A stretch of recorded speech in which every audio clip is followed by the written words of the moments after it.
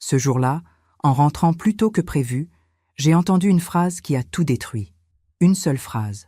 10 mots qui ont effacé 60 ans de souvenirs, de sacrifices, d'amour maternel.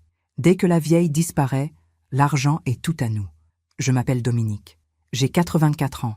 Et voici l'histoire que je n'aurais jamais voulu vivre, mais que je dois raconter pour toutes les femmes qui croient encore que le sang protège de la trahison. Ce matin de novembre, le ciel de Paris était gris perle. J'étais sortie pour ma promenade habituelle au jardin du Luxembourg. J'aime marcher lentement entre les statues, m'asseoir sur le même banc près de la fontaine Médicis. C'est mon rituel depuis 50 ans. Mon mari adorait cet endroit. Il disait que Paris avait une âme et que cette âme respirait dans ce jardin. Mais ce jour-là, il pleuvait. Une petite pluie fine, presque invisible, mais suffisante pour me faire rebrousser chemin. Je suis rentrée à la maison bien plus tôt que d'habitude, vers 10 heures du matin au lieu de midi. La grande porte en chêne de notre hôtel particulier du 7e arrondissement s'est ouverte sans bruit. J'ai posé mon parapluie dans le porte-manteau ancien, celui qui appartenait à ma belle-mère. Puis j'ai entendu des voix, venant du salon. La voix de mon fils, Nicolas, et celle de ma belle-fille, Élodie. Ils ne m'avaient pas entendu rentrer. Je me suis figée dans le couloir. Pas par curiosité, plutôt par instinct. Quelque chose dans le ton était différent, froid, calculateur. Elle devient de plus en plus confuse, disait Élodie. Hier encore, elle m'a redemandé 3 fois si j'avais arrosé les orchidées. Nicolas a ri. Un rire que je ne lui connaissais pas. Métallique. C'est parfait. Le médecin que tu as trouvé, il est prêt à signer le certificat d'incapacité? Oui. Dès qu'on aura assez de preuves, il déclare qu'elle n'est plus apte à gérer ses biens. Après ça, la procuration nous revient. Et ensuite, un silence. Puis la phrase « Dès que la vieille disparaît, l'argent est tout à nous ». Mon cœur s'est arrêté. Pas de douleur physique, juste un vide, un abîme qui s'ouvre sous vos pieds et vous aspire sans bruit. Je n'ai pas crié, je n'ai pas couru vers eux, je n'ai pas pleuré. J'ai simplement fait demi-tour, lentement, en silence. Je suis montée dans ma chambre, j'ai refermé la porte, et j'ai sorti de mon sac à main une vieille clé en cuivre, celle du coffre où je garde les papiers de la maison, les titres de propriété, le testament de mon mari. Cette clé, elle m'a toujours rassurée. Elle représentait la sécurité, l'héritage, la famille. Mais ce matin-là, en la tenant dans ma main tremblante, je me suis demandé si ma propre maison était encore un refuge. J'ai attendu midi. Quand ils sont sortis déjeuner, j'ai pris mon téléphone. J'ai composé un numéro que je connaissais par cœur. Maître Lavigne, mon avocat depuis 30 ans. Dominique, tout va bien? Non, non, Charles, rien ne va. J'ai besoin de vous voir, aujourd'hui même. C'est urgent. Il a entendu quelque chose dans ma voix, quelque chose qui ne ment pas. Je vous attends à 15 heures dans mon cabinet. Quand je suis arrivée chez Maître Lavigne, il m'a fait asseoir dans son grand fauteuil en cuir bordeaux, celui où j'avais signé tant de documents avec mon mari, autrefois. Les testaments, les donations, les actes notariés, je lui ai tout raconté, la phrase, le plan, les accusations de confusion mentale, la procuration. Il m'a écouté sans m'interrompre, puis il a posé ses mains sur son bureau et m'a regardé droit dans les yeux. « Dominique, je vais être très direct avec vous. Si ce que vous me dites est vrai, nous devons agir vite, mais j'ai besoin de preuves. » « Quelles preuves? Vous avez un système de surveillance dans la maison? » Je n'y avais même pas pensé. Mon mari en avait fait installer un, il y a des années, après un cambriolage dans le quartier. Des caméras discrètes dans le salon, le couloir, la cuisine. Oui, nous en avons un. Donnez-moi accès aux enregistrements. Je veux tout vérifier. Le lendemain, Maître Lavigne m'a rappelé.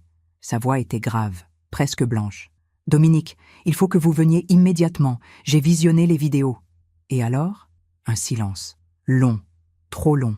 Ce que j'ai vu est bien pire que ce que vous imaginez. Mon sang s'est glacé. Que voulez-vous dire? Je ne peux pas vous l'expliquer par téléphone. Mais croyez-moi, Dominique, il a hésité. Puis il a ajouté, d'une voix que je ne lui connaissais pas, « Vous ne devriez pas vivre sous le même toit qu'eux. Parfois, on fait confiance à ceux qui ne la méritent pas. Et vous, avez-vous déjà été déçu par quelqu'un que vous aimiez? Racontez-moi votre histoire dans les commentaires, j'aimerais vous lire. » J'ai raccroché le téléphone. Les mots de Maître Lavigne résonnaient encore dans ma tête comme une cloche fêlée. Vous ne devriez pas vivre sous le même toit qu'eux. Je suis restée assise dans mon fauteuil près de la fenêtre. celui où je lis tous les soirs, enveloppé dans mon châle en cachemire bleu. De là, je vois le petit jardin intérieur, les rosiers que j'ai plantés avec mon mari il y a 40 ans, le banc en fer forgé où Nicolas jouait enfant. Comment en étions-nous arrivés là? Cette maison, nous l'avions achetée en 1968. Mon mari, Henri, venait d'hériter d'une petite fortune de son oncle. J'avais 30 ans. Nicolas venait de naître. Je me souviens du jour où nous avons franchi ce seuil pour la première fois. Les murs sentaient la peinture fraîche et le bois ciré. Henri m'avait prise dans ses bras et m'avait fait tourner dans le grand salon vide. « Regarde, Dominique, tout cet espace, toute cette lumière, c'est ici que nous allons construire notre vie. » Il avait raison. Pendant des années, cette maison a été remplie de rires, de musique, de dimanches en famille. Je revois Nicolas, à 5 ans, courir dans le couloir avec son petit train en bois, ses cheveux blonds ébouriffés, ses grands yeux verts qui ressemblaient tant à ceux de son père. Il adorait se cacher derrière le rideau du salon et crier « Maman, trouve-moi !» Et je faisais semblant de chercher partout, en exagérant mes gestes, jusqu'à ce qu'il éclate de rire. Chaque soir, Henri rentrait du travail et soulevait Nicolas dans les airs. « Mon champion, qu'as-tu appris aujourd'hui ?» Nicolas racontait ses journées avec tant de passion. Ses dessins, ses jeux, ses amis du parc Monceau. Nous dînions ensemble, tous les trois, dans la grande salle à manger. Henri me prenait la main par-dessus la table et me souriait. « Merci Dominique, pour tout cela, pour lui, pour nous. » Les années ont passé. Nicolas a grandi. Il est devenu un jeune homme brillant, polytechnique, diplômé avec les félicitations du jury. Henri était si fier. Moi aussi. Quand Henri est tombé malade, un cancer foudroyant, diagnostiqué trop tard, Nicolas était là, à ses côtés. Il tenait sa main pendant les derniers jours. Henri est mort un soir de juin, dans notre chambre, entouré de nous deux. Ses derniers mots ont été pour Nicolas. « Prends soin de ta mère. Elle a tout donné pour toi. » Nicolas avait pleuré.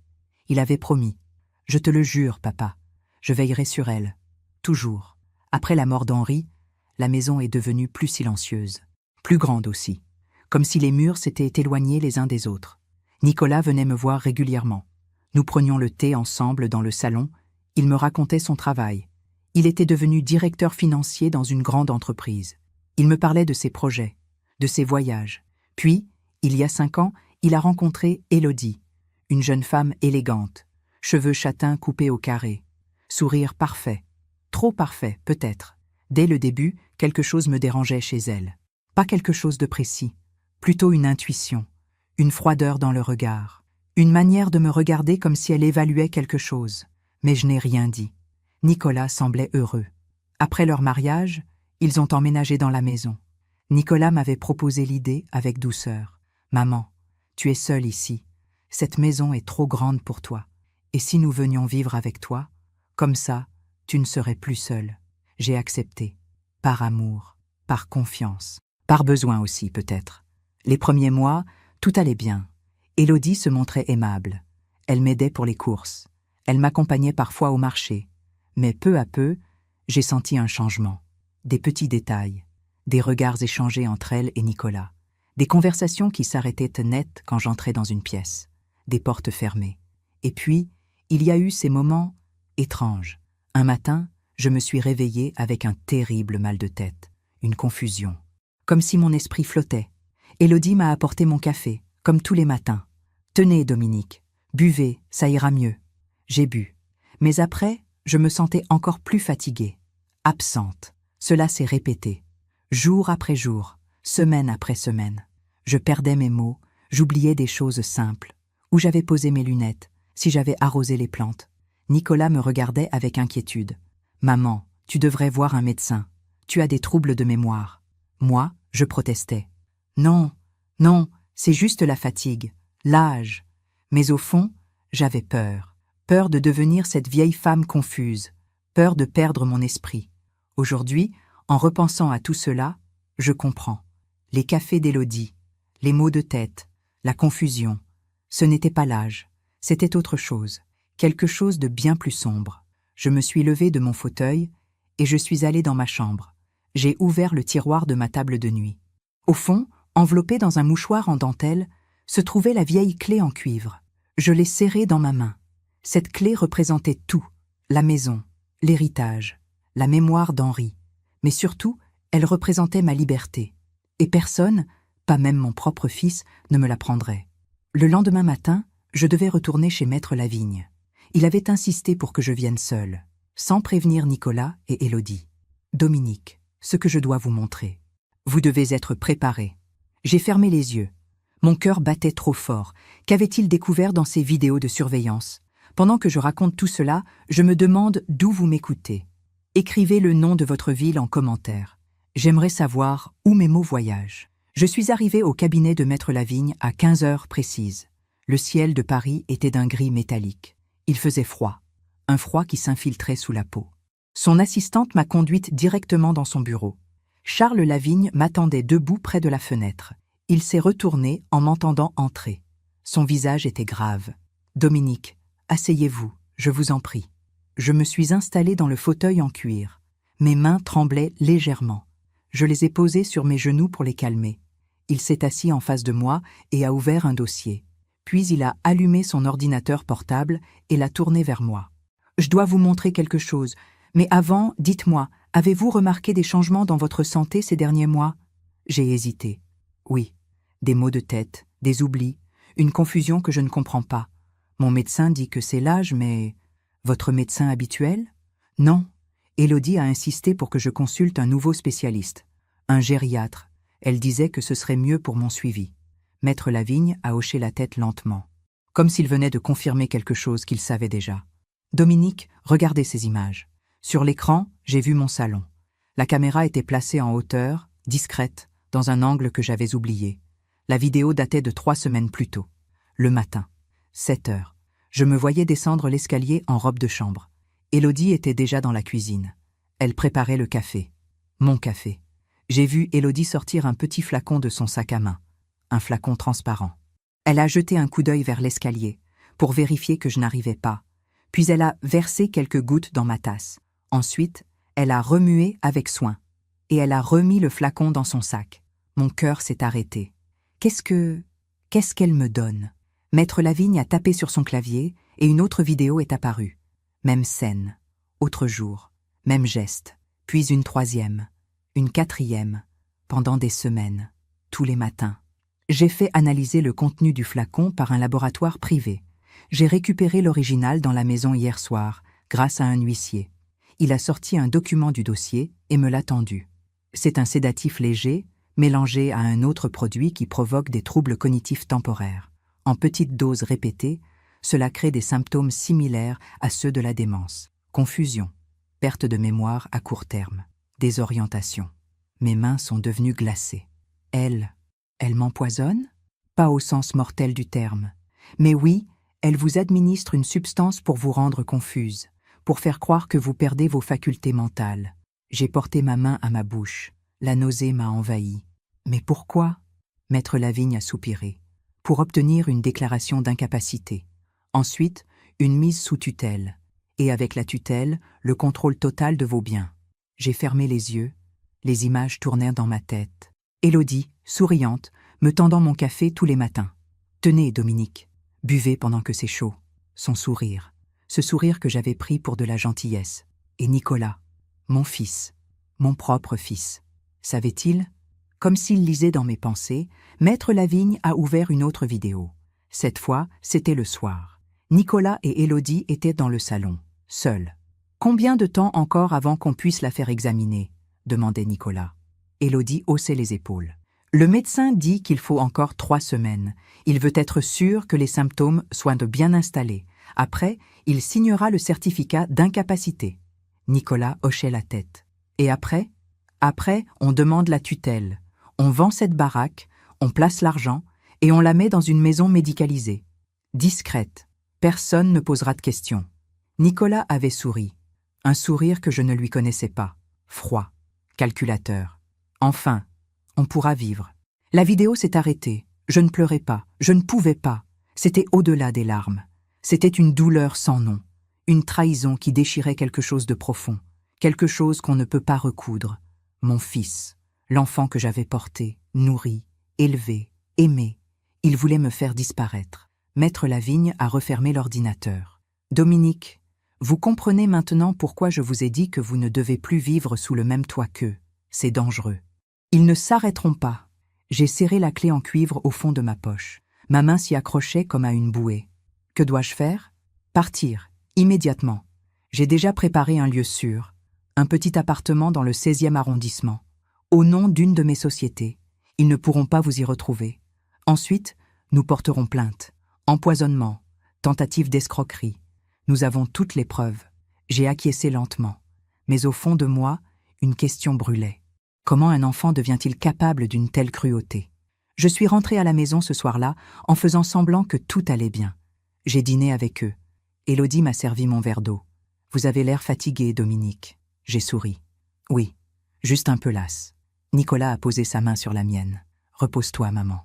Tu en as besoin. J'ai regardé ses yeux verts, les yeux d'Henri, les yeux que j'avais tant aimés. Mais ce soir-là, je n'y ai vu que de la froideur. Cette nuit-là, je n'ai pas dormi. J'étais allongée dans mon lit, les yeux ouverts dans le noir. J'écoutais les bruits de la maison, les craquements du parquet, le vent contre les vitres, et je pensais à cette phrase qu'Henri m'avait dite, des années auparavant, quand Nicolas était encore enfant. Dominique, un jour, il faudra le laisser partir, le laisser devenir lui-même, même si cela nous fait mal. Je n'avais pas compris, à l'époque. Maintenant, je comprenais. Mais jamais je n'aurais imaginé que le laisser partir signifierait fuir ma propre maison, fuir mon propre fils. Le lendemain, pendant qu'ils étaient ressortis, j'ai fait mes valises. Une seule, petite, discrète. J'ai pris quelques vêtements, mes papiers, la photographie d'Henri et la clé en cuivre. Maître Lavigne est venu me chercher en voiture. Il m'a conduite vers ce petit appartement inconnu, un refuge temporaire, une fuite nécessaire. Avant de partir, j'ai regardé une dernière fois la maison. Cette maison où j'avais été heureuse, où j'avais aimé, où j'avais cru construire un foyer éternel. Mais les foyers, parfois, deviennent des prisons. Et il faut avoir le courage de s'en échapper. L'appartement était petit, propre, anonyme. Un salon avec une fenêtre qui donnait sur une cour intérieure. Une chambre aux murs blancs. Une cuisine équipée du strict nécessaire. Rien qui me rappelait ma vie d'avant. C'était exactement ce dont j'avais besoin. Maître Lavigne m'a aidé à porter ma valise. Personne ne connaît cette adresse. Vous êtes en sécurité ici. Je reviendrai demain matin avec les documents pour la plainte. En attendant, reposez-vous. Et surtout, ne les contactez pas. Pas encore. Il m'a tendu un téléphone portable. Un nouveau numéro. Seul moi l'ai. Si quoi que ce soit se passe, appelez-moi immédiatement. J'ai pris le téléphone. Mes mains ne tremblaient plus. Elles étaient juste, vides. Quand Maître Lavigne est parti, je me suis assise sur le canapé. Le silence était total. Pas de Nicolas rentrant du travail. Pas d'Élodie préparant le dîner. Pas de bruit familier. Juste moi. Et ce vide, immense. J'ai posé ma main sur mon cœur. Il battait lentement. Trop lentement, peut-être. Pour la première fois depuis des années, je me sentais lucide. Mon esprit était clair. Aucune confusion. Aucun brouillard. Pas de café préparé par Élodie. J'ai ouvert ma valise et j'en ai sorti la photographie d'Henri, celle que je gardais sur ma table de nuit. Nous étions jeunes, la trentaine. Nicolas avait 2 ans. Nous étions au jardin du Luxembourg. Henri me tenait par la taille. Nous sourions. J'ai posé la photo sur la petite table près de la fenêtre. « Henri, murmurai-je, si tu voyais ce que notre fils est devenu. » Les larmes sont enfin venues. Pas de sanglots, juste des larmes silencieuses qui coulaient lentement sur mes joues. Pas de larmes de colère, de larmes de deuil, le deuil de l'enfant que j'avais cru connaître. Le lendemain matin, mon ancien téléphone, que j'avais laissé éteint, s'est mis à vibrer. Je l'ai rallumé. 15 appels manqués de Nicolas. 8 messages. J'ai ouvert le premier. « Maman, où es-tu ? On s'inquiète. Rappelle-moi. » Le deuxième. « Maman, ce n'est pas drôle. Élodie a appelé les hôpitaux. Dis-nous où tu es. » Le troisième était différent, plus froid. « Si tu es parti à cause de quelque chose qu'on a dit, on peut t'en parler. Mais il faut que tu reviennes. Cette maison est aussi la tienne. » Puis le 8e, le dernier. « Maman, j'ai appelé Maître Lavigne. Il refuse de me dire où tu es. Qu'est-ce qui se passe? Pourquoi tu fais ça? On ne comprend pas. » J'ai éteint le téléphone. Il ne comprenait pas. Bien sûr qu'il ne comprenait pas. Dans leur esprit, j'étais juste une vieille femme confuse qui avait disparu. Ils ne savaient pas encore que je savais. Maître Lavigne est arrivé en milieu de matinée avec un dossier épais. « Dominique, voici la plainte. Empoisonnement. Tentative d'escroquerie. Abus de faiblesse. Nous avons tous les éléments, les vidéos, l'analyse du flacon, les témoignages. Le procureur va ouvrir une enquête. J'ai parcouru les documents. Chaque mot était une dague. Madame Dominique Mercier porte plainte contre son fils, Monsieur Nicolas Mercier, et sa belle-fille, Madame Élodie Mercier, pour administration de substances altérant le discernement. Il faut que vous signiez ici et là. » J'ai pris le stylo. Ma main tremblait un peu. « Charles, une fois que j'aurai signé, il n'y aura plus de retour en arrière, n'est-ce pas ?» Il m'a regardé avec une infinie douceur. « Non, Dominique, plus de retour en arrière. Mais c'est la seule manière de vous protéger et de leur faire comprendre la gravité de leurs actes. » J'ai signé. Les jours suivants ont été étranges. J'étais libre, en sécurité, mais terriblement seule. Je passais mes journées à regarder par la fenêtre, à lire, à repenser à tout. Où avais-je échoué en tant que mère? Henri et moi, nous avions tout donné à Nicolas. L'éducation, l'amour, les valeurs, le respect, la générosité. Comment un enfant élevé dans tant d'amour pouvait-il devenir cela? Un soir, alors que je buvais une tisane près de la fenêtre, mon nouveau téléphone a sonné. Maître Lavigne. « Dominique, ils savent. » « Comment ? » « La police s'est présentée chez eux ce matin pour les convoquer. Ils ont été interrogés. Nicolas a essayé de me joindre une dizaine de fois. Et ils nient tout. Élodie aussi. Ils disent que vous êtes confuse, que vous avez des hallucinations, qu'ils se faisaient du souci pour vous. Ils ont même produit un certificat médical de ce fameux gériatre qui atteste de vos troubles cognitifs. Un rire amer m'a échappé. Bien sûr, mais nous avons les vidéos, Dominique, et l'analyse toxicologique. Ils peuvent nier tant qu'ils veulent. Les preuves sont irréfutables. Le lendemain, j'ai reçu une lettre, déposée dans ma boîte aux lettres, sans timbre.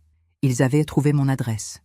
J'ai ouvert l'enveloppe avec des mains tremblantes. C'était l'écriture de Nicolas. « Maman, je ne comprends pas ce qui se passe. Pourquoi cette plainte?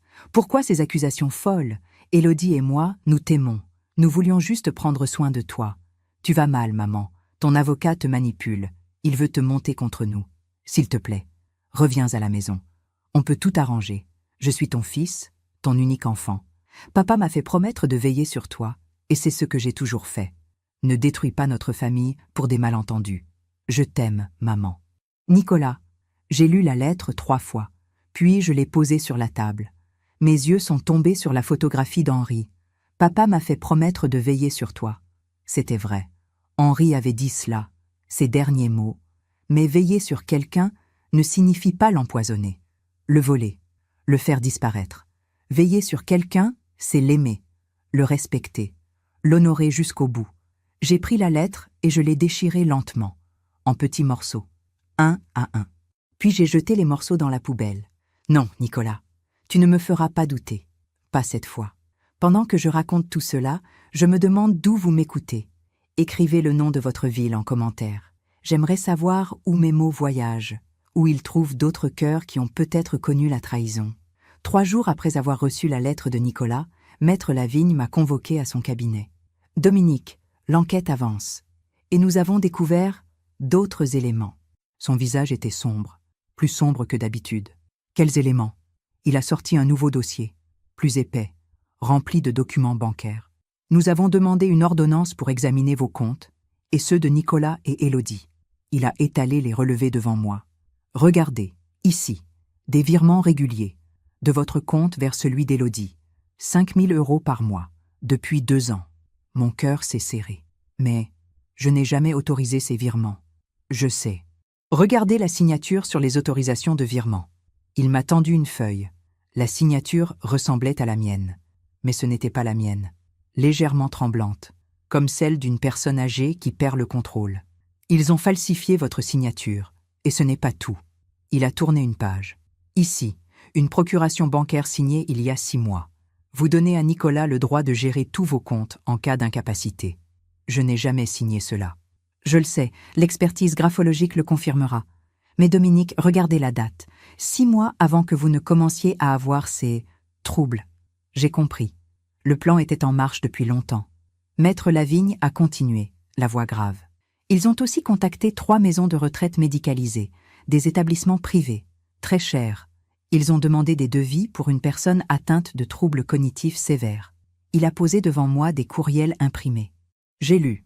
Bonjour, nous cherchons un établissement pour ma mère, 84 ans, atteinte de démence précoce. Elle nécessite une surveillance 24 heures sur 24. Les mots dansaient devant mes yeux.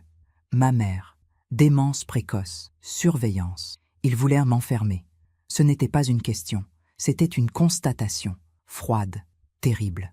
Maître Lavigne a acquiescé. Oui, ils vous administraient ces substances pour créer les symptômes. Ensuite, ils obtenèrent le certificat médical, puis la mise sous tutelle. Ensuite, ils vous plaçaient dans un établissement. Et enfin, ils vendaient à la maison et disposaient librement de votre fortune. Combien? Pardon? Combien vaut ma fortune? Il a hésité. Avec la maison, les placements, les actions héritées d'Henri, environ 3 800 000 euros. Je suis restée silencieuse un long moment. 3 800 000 euros. C'était le prix de ma vie, le prix de ma liberté, le prix de mon esprit. Pour Nicolas et Élodie, j'étais devenue un obstacle, une vieille femme gênante qui possédait trop et vivait trop longtemps. Il y a autre chose, n'est-ce pas? Ai-je demandé. Maître Lavigne a soupiré. Oui, Nicolas a des dettes, beaucoup de dettes. Il a sorti d'autres documents. Il a investi dans une société qui a fait faillite il y a 1 an. Il a perdu près de 400 000 euros. Des emprunts personnels qu'il doit rembourser. La banque menace de saisir ses biens. Il ne m'a jamais rien dit. Non, il vous a caché sa situation. Et Élodie? Il a marqué une pause. Élodie a un passé. Elle a déjà été condamnée pour escroquerie il y a 10 ans. Usurpation d'identité. Elle a purgé 2 ans de prison. Nicolas l'a rencontrée peu après sa sortie. Mon sang s'est glacé. Nicolas savait? Nous ne pouvons pas le prouver. Mais oui, très probablement. Je me suis levée et je suis allée vers la fenêtre. Paris s'étendait devant moi. Gris, froid, indifférent. Comment avais-je pu être aussi aveugle? Les signes étaient là, depuis le début. Le changement de comportement de Nicolas après son mariage. Son insistance pour que j'aille voir ce nouveau médecin. Les questions d'Élodie sur mes biens, mes comptes, mes placements. Vous avez fait un testament, Dominique?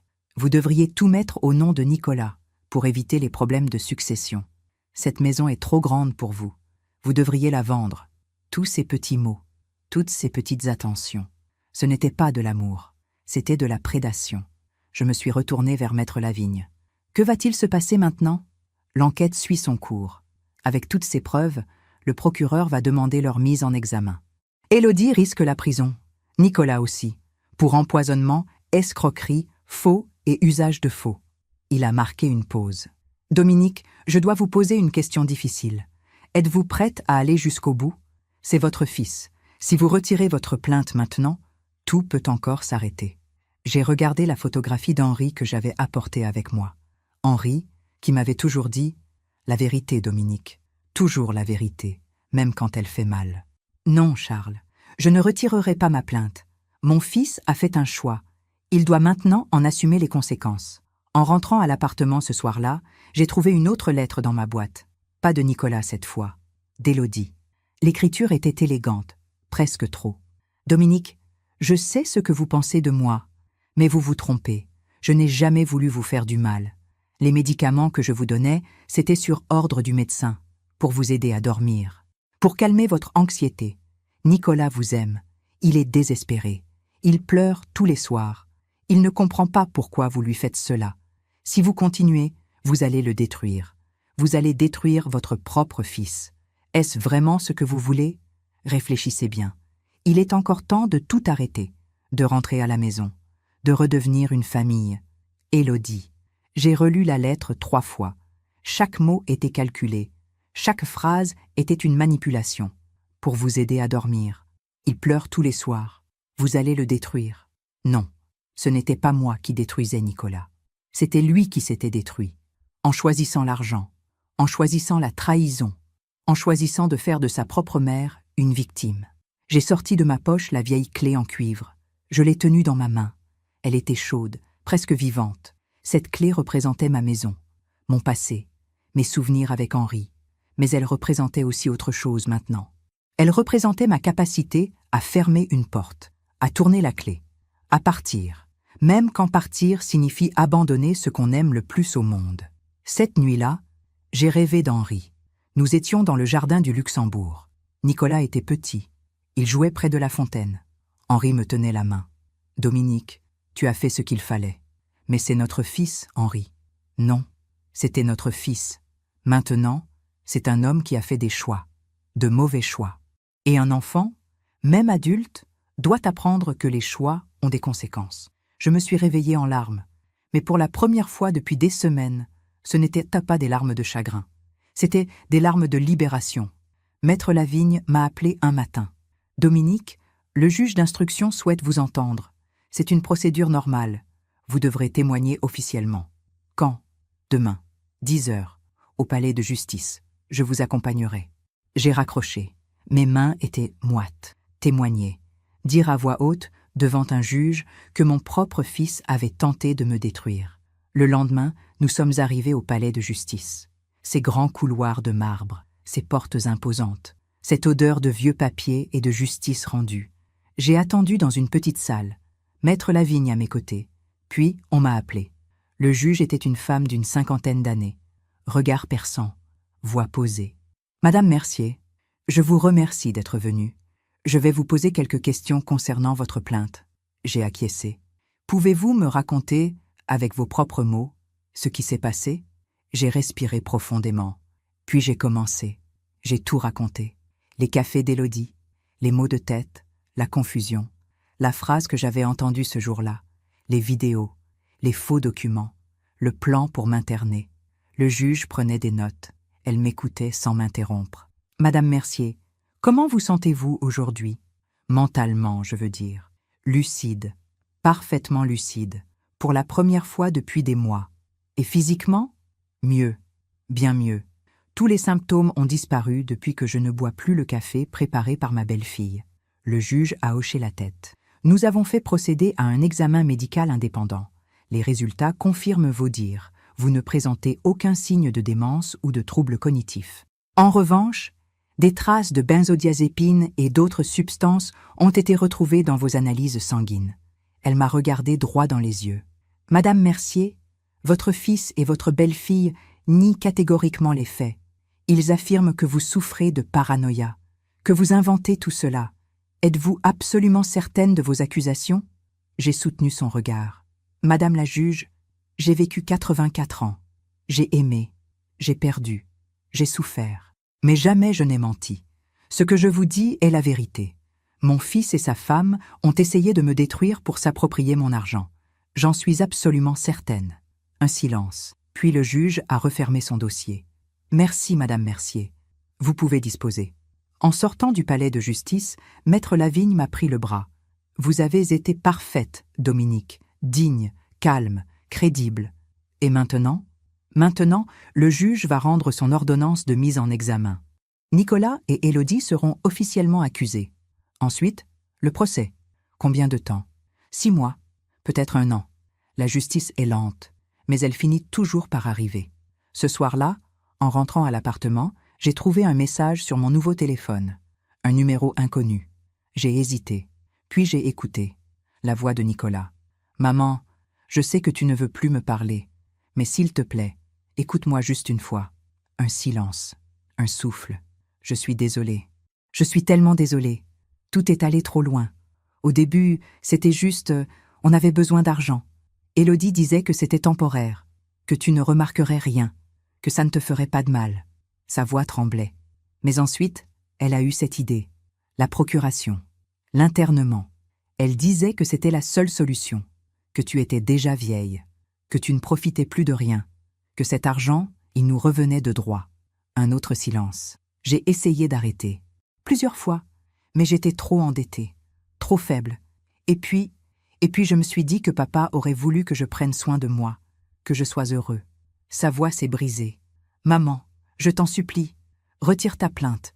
Je ferai tout ce que tu veux. Je te rendrai l'argent. Je quitterai Élodie. Le message s'est coupé. J'ai écouté le message 3 fois. Chaque fois, mon cœur se serrait un peu plus. Parce que dans sa voix, j'entendais l'enfant qu'il avait été. Le petit garçon qui pleurait quand il se faisait mal, qui venait se réfugier dans mes bras. Mais j'entendais aussi autre chose, la manipulation, l'excuse, la tentative de me faire porter la culpabilité. Papa aurait voulu que je sois heureux. Non, Nicolas, papa aurait voulu que tu sois un homme de bien, un homme d'honneur, pas un homme qui empoisonne sa propre mère. J'ai effacé le message, puis je me suis assise près de la fenêtre. J'ai sorti de ma poche la clé en cuivre. Je l'ai regardée longuement. Cette clé, elle ne me servait plus à rien. La maison n'était plus un refuge. Elle était devenue une prison dont je m'étais échappée. Mais je la gardais quand même. Pas pour ouvrir une porte, pour me rappeler que j'avais eu la force de la fermer. Le lendemain, Maître Lavigne m'a appelé à nouveau. « Dominique, le juge a rendu son ordonnance. Nicolas et Élodie sont mis en examen. Ils doivent se présenter au commissariat demain matin. Seront-ils arrêtés? Non, pas dans l'immédiat, mais ils seront placés sous contrôle judiciaire. Interdiction de vous approcher, interdiction de quitter le territoire, et saisie de leur compte bancaire. » Un silence. « Dominique, il y a autre chose. Nicolas a demandé à vous voir. Mon cœur s'est arrêté. Me voir? Oui. Il a écrit une lettre au juge. Il dit qu'il veut vous parler, vous expliquer, vous demander pardon. Et que dit le juge? Que c'est à vous de décider. Si vous acceptez, la rencontre aura lieu dans un cadre contrôlé, au commissariat, en présence d'un tiers. J'ai fermé les yeux. Revoir Nicolas, revoir mon fils, l'enfant que j'avais porté, nourri, aimé de tout mon être, l'homme qui avait essayé de me détruire. Je me suis demandé ce qu'Henri aurait fait à ma place. Henri, qui croyait au dialogue, au pardon, à la rédemption, mais Henri croyait aussi à la responsabilité, à la justice, à la vérité. Charles, dites au juge que j'accepte. Je veux voir mon fils, une dernière fois. Je me demande encore si j'ai fait le bon choix. Et vous, qu'auriez-vous fait à ma place? Auriez-vous accepté de revoir votre enfant après une telle trahison? Dites-le moi en commentaire. Parfois, vos réponses m'aident à comprendre mes propres décisions. Le commissariat sentait le café froid et le papier administratif, une odeur neutre, presque clinique. Maître Lavigne m'accompagnait. Nous avons été conduits dans une petite salle, 4 chaises. Une table en formica gris, une fenêtre qui donnait sur un parking. Rien de chaleureux, rien de familial. C'était parfait ainsi. « Vous êtes sûr, Dominique ?» m'a demandé Maître Lavigne une dernière fois. « Oui, il faut que je fasse cela, pour moi. » Il a hoché la tête. « Je serai juste à côté. Si à un moment vous voulez arrêter, vous n'avez qu'à faire un signe. » La porte s'est ouverte. Nicolas est entré. Mon cœur a bondi dans ma poitrine. Pas de joie, de douleur. Il avait maigri. Son visage était creusé. Ses yeux, les yeux verts d'Henri, étaient cernés. Il portait un costume froissé, pas rasé depuis plusieurs jours. Il s'est arrêté en me voyant. « Maman ?» Sa voix était brisée. Je ne me suis pas levée. Je suis restée assise, droite, calme. « Assieds-toi, Nicolas. » Il s'est assis en face de moi, ses mains tremblaient sur la table. Un policier est resté près de la porte, discret, silencieux, mais présent. Nous nous sommes regardés, longtemps, sans parler. J'ai cherché dans ses yeux l'enfant qu'il avait été, le petit garçon qui riait dans le jardin du Luxembourg, qui me demandait de lui lire des histoires le soir, mais je n'ai vu qu'un homme, un étranger. Tu voulais me voir, me voilà. Parle. Il a baissé les yeux. Je ne sais pas par où commencer. Commence par la vérité. C'est la seule chose que je veux entendre. Il a pris une inspiration tremblante. Tout ce que tu as découvert, c'est vrai. Les substances dans ton café, les faux documents, le plan pour te faire interner, tout. Sa voix s'est cassée. Je suis désolée, maman. Tellement désolée. J'ai attendu. En silence. Il a continué. Au début, c'était juste quelques virements. Élodie disait que tu ne remarquerais rien, que tu avais tellement d'argent, que tu n'en profitais même pas. Et tu l'as cru. J'étais désespérée. J'avais perdu tout mon argent dans cet investissement. La banque menaçait de tout saisir. Ma carrière était finie. Je ne voyais pas d'autre solution. Tu aurais pu me demander de l'aide. Il a relevé les yeux, rougi, humide. Te demander de l'aide? Toi qui me répétais sans cesse que papa était un homme responsable, que je devais être digne de lui. Comment pouvais-je t'avouer que j'avais tout perdu, que j'avais échoué? Sa voix montait. Pas de colère, de détresse. Je ne pouvais pas te décevoir, maman. Pas toi. J'ai laissé ces mots flotter dans l'air un moment. Puis j'ai parlé. Calmement. Posément. Nicolas, écoute-moi bien. J'aurais préféré 1000 fois que tu me demandes de l'aide, que tu m'avoues ton échec, plutôt que tu me trahisses. J'ai posé mes mains à plat sur la table. Un échec, cela se répare. Une trahison, jamais. Il a baissé la tête. Je sais, maman. Mais à un moment, c'est allé trop loin. Élodie, elle a eu cette idée. L'internement, la procuration. Elle disait que c'était la seule façon de tout régler rapidement. Et toi, tu as accepté. J'ai essayé de refuser, plusieurs fois. Mais elle sait comment me convaincre. Elle dit que tu es déjà vieille, que tu ne profites plus de rien, que cet argent dort, que nous sommes jeunes, que nous avons toute une vie devant nous. Il a levé les yeux vers moi, suppliant. Maman, elle m'a manipulée. Je le vois maintenant. Mais sur le moment, j'ai senti quelque chose se briser en moi. Pas mon cœur. Mon cœur était déjà brisé depuis longtemps. C'était l'espoir. Le dernier petit espoir que j'avais gardé qu'il assume, qu'il reconnaisse, qu'il soit un homme. Mais non. Même maintenant, même face à moi, il cherchait encore des excuses. Il rejetait la faute sur Élodie, sur les circonstances, sur la vie. Nicolas. Ma voix était douce, presque tendre. Tu as 52 ans, tu n'es plus un enfant. Personne ne t'a forcé à faire ce que tu as fait. Élodie t'a peut-être influencé, mais c'est toi qui as agi, toi qui as signé les faux documents. Toi qui m'as regardé te faire confiance pendant que tu me détruisais petit à petit. Il a ouvert la bouche pour protester. Je l'ai arrêté d'un geste. Laisse-moi finir. J'ai pris une longue inspiration. Quand ton père est mort, il t'a fait promettre de veiller sur moi. Tu te souviens? Nicolas a hoché la tête. Les larmes coulaient sur ses joues. Oui. Sais-tu ce que signifie veiller sur quelqu'un, Nicolas? Il ne répondait pas. Cela signifie protéger, respecter, aimer, même quand c'est difficile, même quand on a besoin d'argent, même quand la vie nous frappe. J'ai marqué une pause. Toi, tu as fait l'inverse. Tu as choisi de me détruire pour sauver ta situation. Tu as choisi l'argent plutôt que l'honneur. Maman, je t'en supplie. Non, Nicolas. Il n'y a plus de supplication. Il n'y a plus que la vérité. J'ai sorti de mon sac à main la vieille clé en cuivre. Je l'ai posée sur la table entre nous. Tu vois cette clé?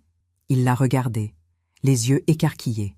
C'est la clé de la maison où tu as grandi, où ton père et moi t'avons élevé dans l'amour.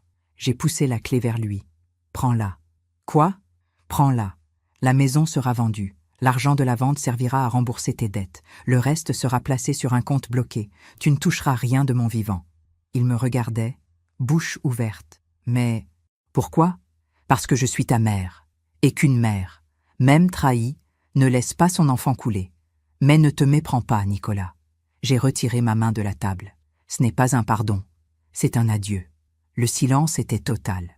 On n'entendait que le tic-tac de l'horloge murale. Maman, tu ne peux pas? Si, je peux, et je dois, pour mon propre bien, pour ma propre paix. Je me suis levé, lentement, dignement. Tu continueras à être poursuivi pour ce que tu as fait. La justice suivra son cours, mais au moins, tu ne seras pas ruiné.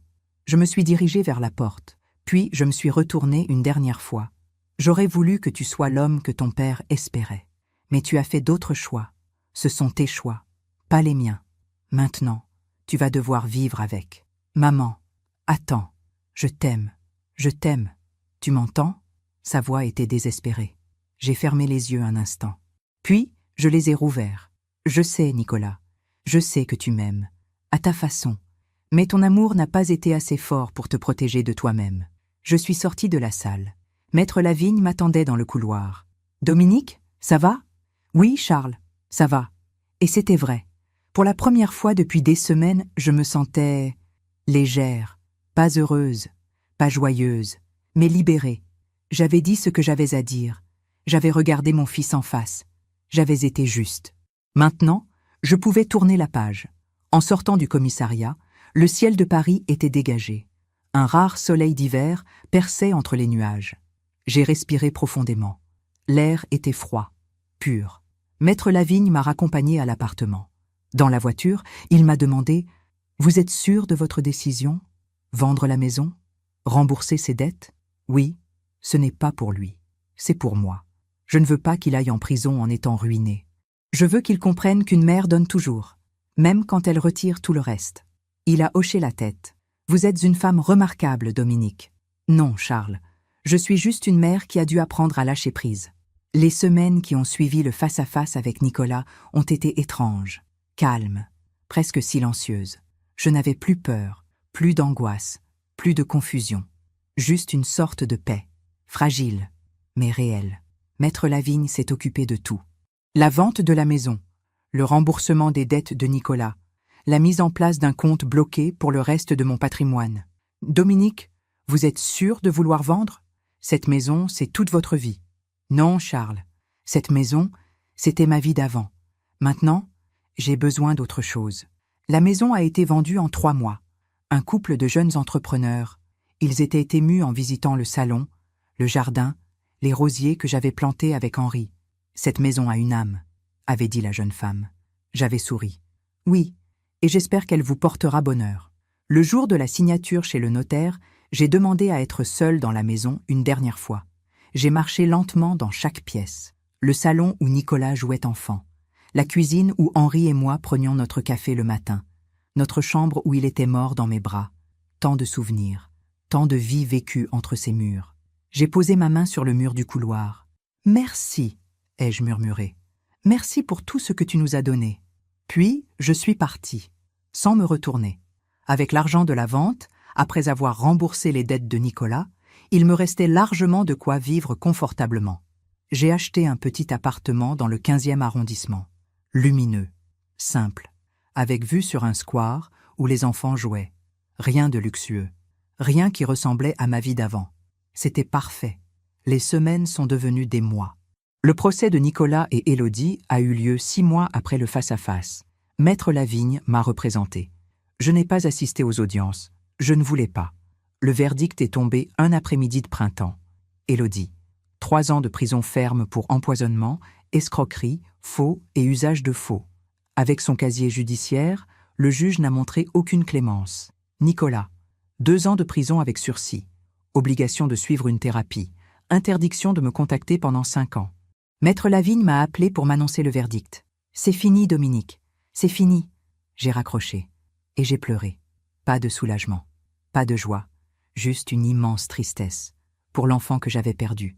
Pour l'homme qu'il n'était jamais devenu. Les mois ont passé. Puis, les années. J'ai reconstruit ma vie. Lentement. Patiemment. Je me suis inscrite à des cours de peinture. Quelque chose que j'avais toujours voulu faire, mais que je n'avais jamais eu le temps. J'ai peint des paysages, des portraits, des scènes du jardin du Luxembourg. Mes mains tremblaient un peu, mais peu à peu, elles se sont apaisées. J'ai aussi rencontré d'autres femmes, des femmes de mon âge. Certaines avaient vécu des trahisons similaires, des enfants qui les avaient abandonnées, des maris qui les avaient trompées, des familles qui les avaient oubliées. Nous nous retrouvions au café du square. Nous parlions.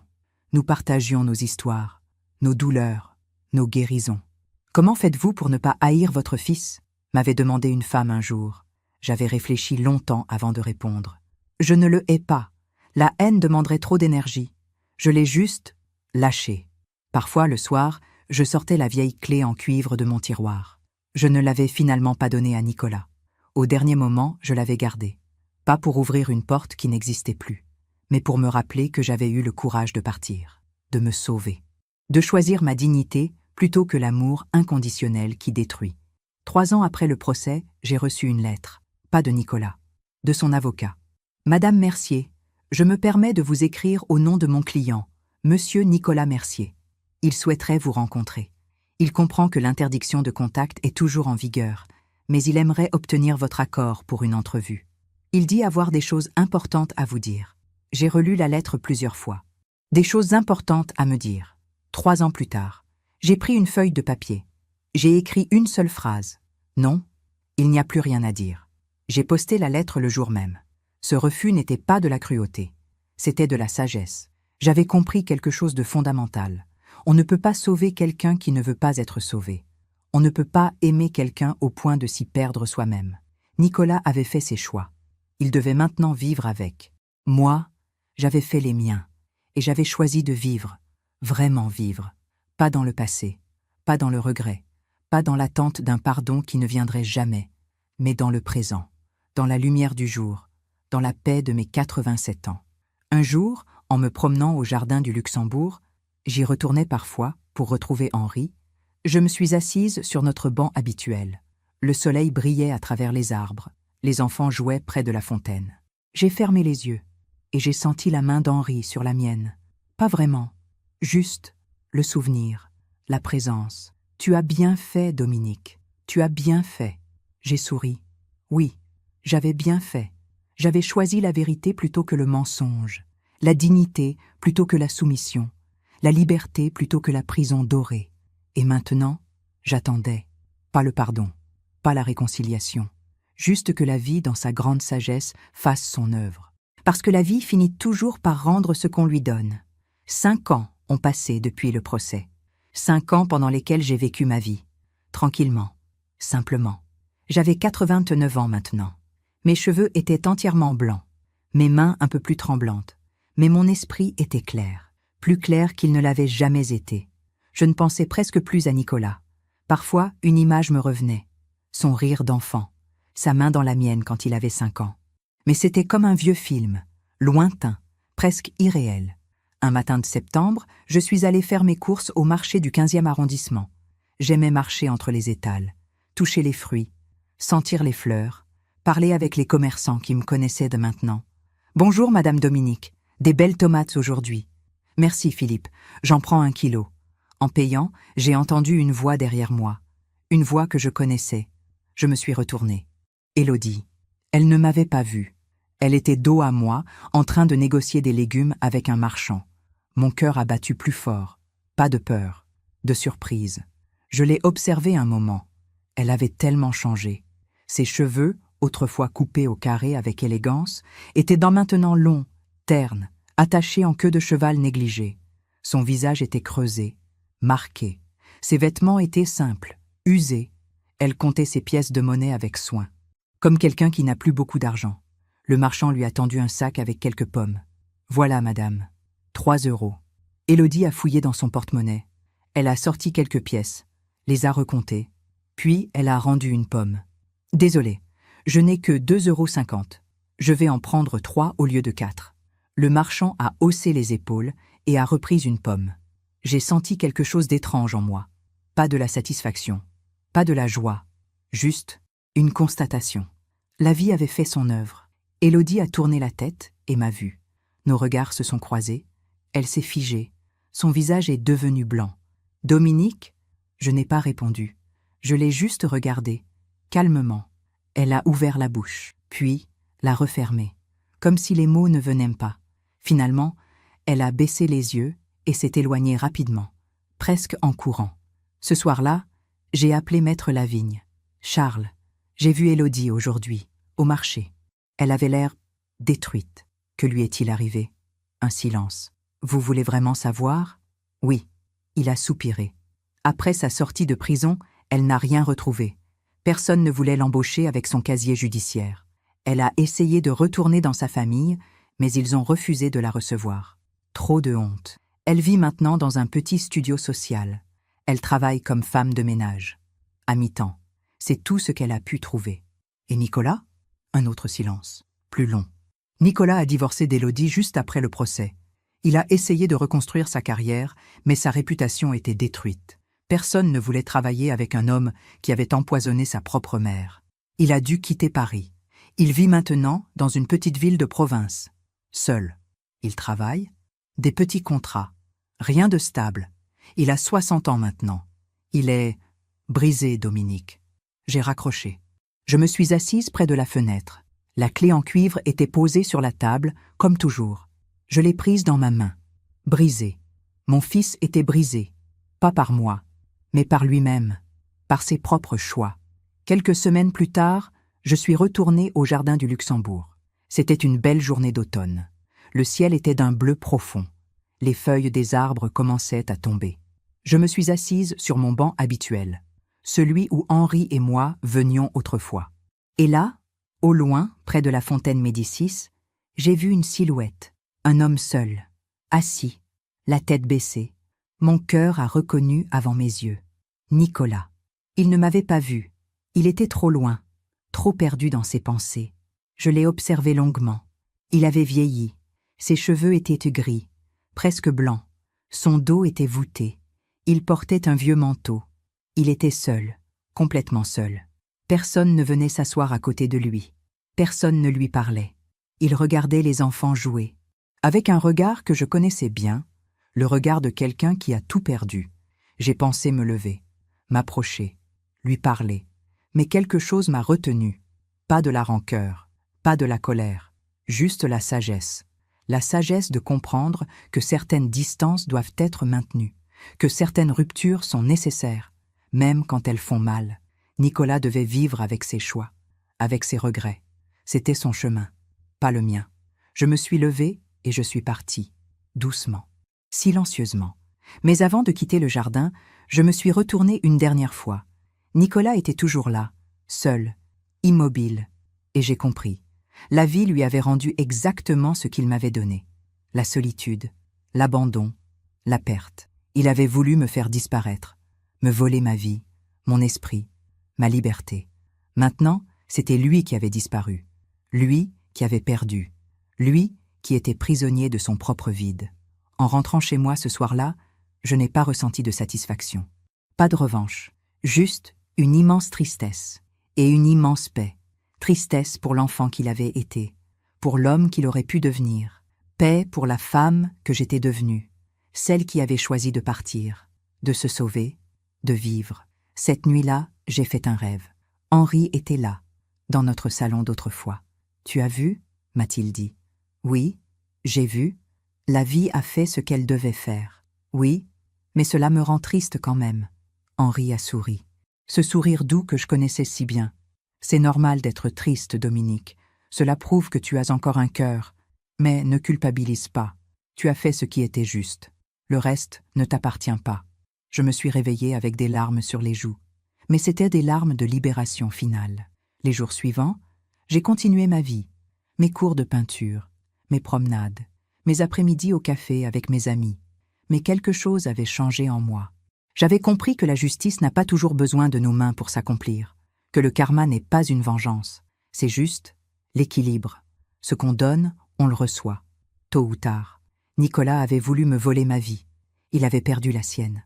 Élodie avait voulu m'empoisonner. Elle était maintenant empoisonnée par sa propre solitude. Je ne les avais pas punis. La vie l'avait fait. Et moi, j'avais choisi de vivre, vraiment vivre, non pas dans l'ombre de ce qu'il m'avait été fait, mais dans la lumière de ce que j'avais reconstruit. Ce matin, j'ai 89 ans. Je me suis réveillée dans mon petit appartement du 15e arrondissement. Le soleil entrait par la fenêtre. Les enfants jouaient dans le square en bas. J'ai préparé mon café. Lentement, avec soin. Mon café. Pas celui d'Élodie. Et j'ai souri. Cela fait maintenant 6 ans que j'ai quitté cette maison. 6 ans que j'ai découvert la vérité. 6 ans que j'ai choisi de partir. Certains me demanderaient « Dominique, regrettez-vous » La réponse est simple, non. Je ne regrette pas d'avoir aimé mon fils. Je ne regrette pas d'avoir été une mère dévouée. Je ne regrette pas les années passées dans cette maison avec Henri. Mais je ne regrette pas non plus d'être partie, d'avoir choisi ma dignité, ma liberté, ma vie. Hier, j'ai reçu une lettre, pas de Nicolas, de sa nouvelle adresse, un petit village dans le sud de la France. L'écriture était différente, plus tremblante, plus humble. « Maman, je ne sais pas si tu liras cette lettre. Je ne sais même pas si tu es toujours à cette adresse. Mais je dois essayer. J'ai 60 ans maintenant. Ma vie n'est pas celle que j'imaginais. J'ai perdu tout ce que j'avais. Mon travail, ma réputation, ma femme, et surtout toi. Chaque jour, je pense à ce que j'ai fait. Chaque jour, je me réveille avec le poids de mes erreurs. Ce n'est pas de la pitié que je cherche. C'est juste la vérité. Tu avais raison. La vie finit toujours par rendre ce qu'on lui donne. Je voulais te faire disparaître. Maintenant, c'est moi qui ai disparu. Je voulais te voler ta liberté. Maintenant, c'est moi qui suis prisonnier. Prisonnier de mon propre vide. Je ne te demande pas de me pardonner. Je ne le mérite pas. Je te demande juste de savoir que j'ai compris. Trop tard, mais j'ai compris. Papa serait tellement déçu de moi. Toi aussi, tu as le droit de l'être. Je t'aime, maman. Je sais que ces mots ne signifient plus rien après ce que j'ai fait. Mais ils sont vrais. Nicolas. J'ai lu cette lettre plusieurs fois. Puis je l'ai posée sur la table. J'ai regardé par la fenêtre. Les enfants jouaient toujours. Le soleil brillait toujours. Et j'ai compris que cette lettre n'était pas pour moi.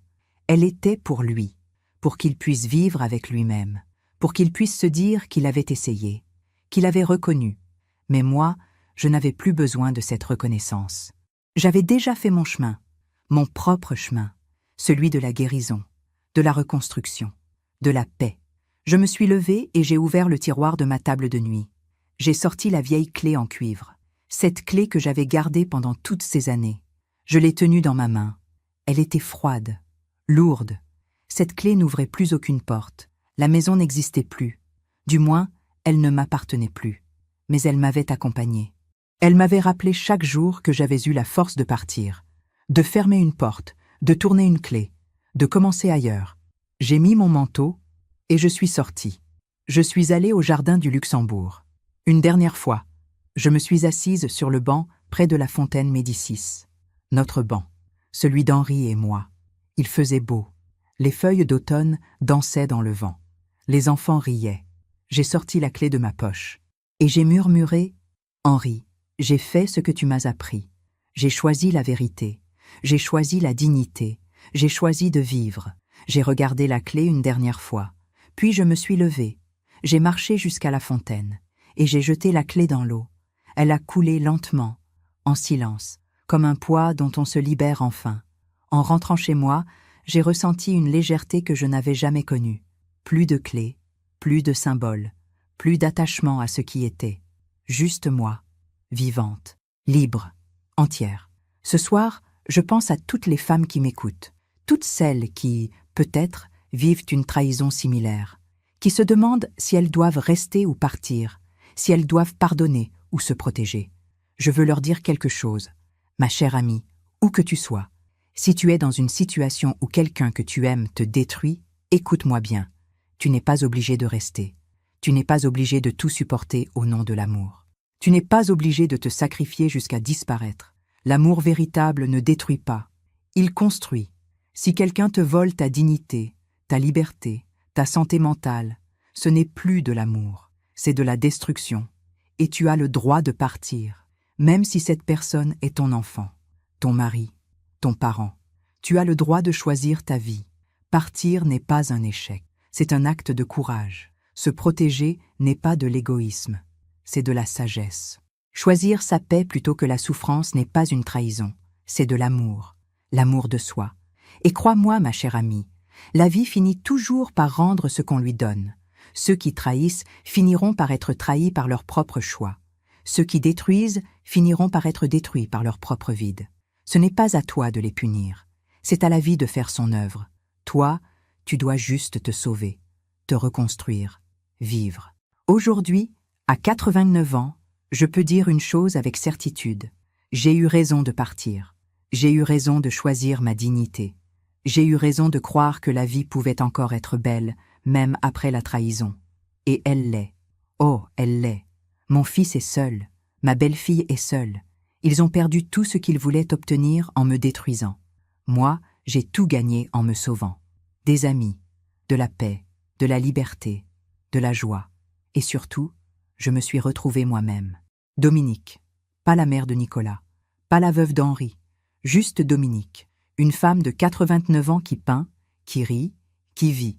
Si mon histoire a touché ton cœur, si elle t'a aidé à ouvrir les yeux, alors tout cela aura eu un sens. Parce que c'est pour cela que je raconte. Pas pour me venger, pas pour juger, mais pour dire à toutes les femmes qui m'écoutent, vous valez plus que ce qu'on vous fait subir. Vous méritez d'être respectées, aimées, protégées. Et si personne ne vous protège, alors protégez-vous vous-même. Partez, sauvez-vous, vivez. La vie est courte, trop courte pour la passer dans l'ombre de ceux qui nous détruisent. Ce soir, je vais me coucher en paix. Demain, je me réveillerai avec le soleil. J'irai au marché. Je peindrai un paysage. Je boirai mon café en regardant les enfants jouer. Et je serai heureuse, parce que j'ai choisi de l'être. Parce que j'ai compris que le bonheur n'est pas dans ce qu'on possède. Il est dans ce qu'on choisit. Et moi, j'ai choisi la vie. Merci de m'avoir écouté jusqu'au bout. Merci d'avoir partagé ce chemin avec moi. Si cette histoire a touché votre cœur, abonnez-vous et et activez la cloche pour entendre d'autres femmes qui ont transformé la douleur en sagesse. Chaque jour, une femme, une leçon de vie. Partagez cette histoire avec quelqu'un que vous aimez. Parfois, une histoire change toute une journée. Et si vous avez vécu quelque chose de similaire, racontez-le en commentaire. Vos histoires nous guérissent toutes. Que Dieu vous bénisse, mes amis. Et rappelez-vous, vous n'êtes jamais seuls. Nous sommes toutes reliées par nos douleurs et surtout par notre force. À très bientôt.